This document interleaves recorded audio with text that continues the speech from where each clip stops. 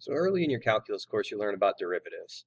And you don't really have an efficient process for taking them right away. You're dealing with this definition for a little while. At that same time, you're probably talking about what a derivative can actually do. And that's going to be the purpose of this video. So we're going to talk about how to interpret a derivative as an instantaneous rate of change, how to identify what the units on a derivative will turn out to be, and then we'll do a little bit with sketching the graph of a derivative to wrap things up. So the situation that we'll talk about throughout this video is described here. So we've got a cup of coffee brewed with an initial temperature of 190 degrees Fahrenheit. It's left to cool in a room at a temperature of 70 degrees Fahrenheit for the next 120 minutes. The function c of t is going to represent the temperature of the coffee measured in degrees Fahrenheit at time t, which is measured in minutes. We want to sketch a possible graph of c of t.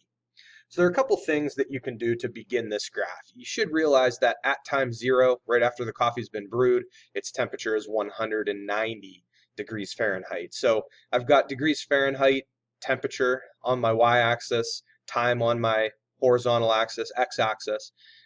And I know that at time 0, I've got a 190-degree temperature. Now, over the course of 2 hours, I would assume that the coffee is going to get down to room temperature. It's never going to drop below room temperature, but I would assume that it's totally cooled off to 70 degrees by the time 2 hours goes by, so by the time 120 minutes pass. So I just have shown a graph where the temperature is kind of slowly working its way down to room temperature, and then once it gets to room temperature, it's just going to maintain that temperature throughout the rest of the graph. On the next screen, I have a function defined here that models this situation. So we see that initial temperature of 190 degrees. We see, if you're looking at the scale, it looks like we are cooling to 70 degrees over the course of this 120-minute stretch. And what we want to do on this screen is estimate the rate at which the temperature of the coffee is changing with respect to time at time 10 minutes, at t equals 10. Now, this function is provided. You wouldn't have to come up with it. Maybe later in the year when you learn about Newton's law of cooling, you might be doing something like that. But for the purpose of this video, this function is provided. So here's our model for the temperature of the coffee over time. And what we want to do is we want to not find, but estimate, right? So for those of you further in your calculus class, you're going to know how to use chain rules. You're going to know how to do derivatives of exponential functions.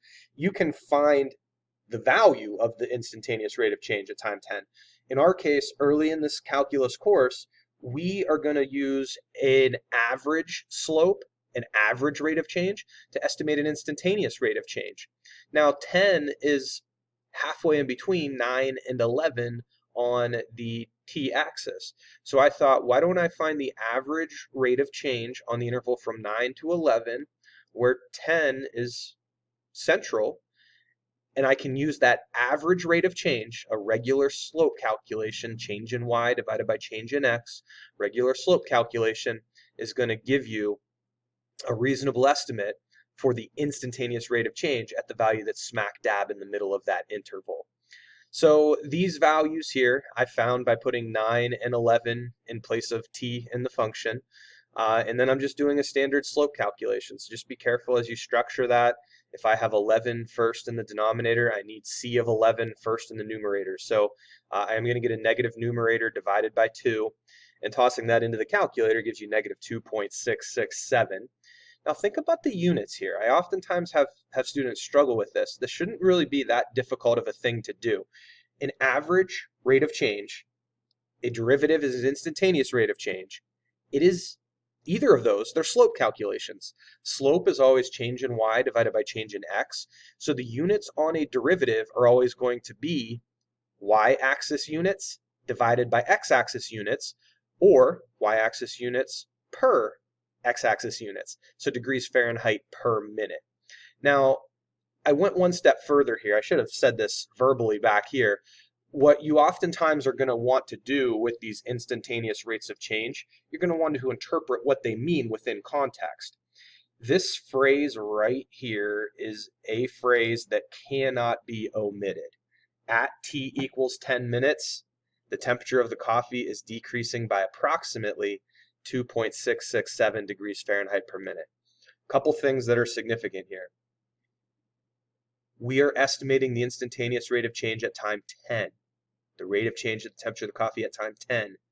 The Rate of change is different at 11, at 12, at 60, at 100. When you interpret an instantaneous rate of change, when you interpret a derivative value, the input is definitely going to be pretty significant. In this case, our input is the variable t time 10. So at time 10, temperature of the coffee is, hopefully it's obvious why I use the term decreasing here. Negative rate of change means that the quantity that we're monitoring is going downward.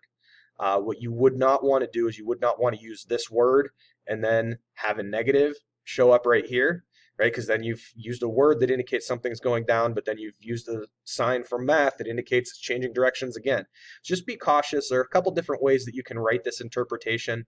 I always try to use either the term increasing or decreasing. It'd be increasing if I had a positive rate of change. It'd be decreasing with a negative, and that is obviously the case here. So one more task that we're going to try to tackle with this. Same situation. This is the exact graph that we sketched on the opening screen. But now if you notice what the task is, sketch a possible graph of C prime of t. C prime represents the instantaneous rate of change of the temperature of the coffee. Graphically, C prime represents the slope of the tangent line. If you think about this graph as it's moving its way downward, all of the slopes on this graph are negative. The most negatively sloped tangent line would be right at the beginning of the graph, and then that negative slope is getting more and more and more level.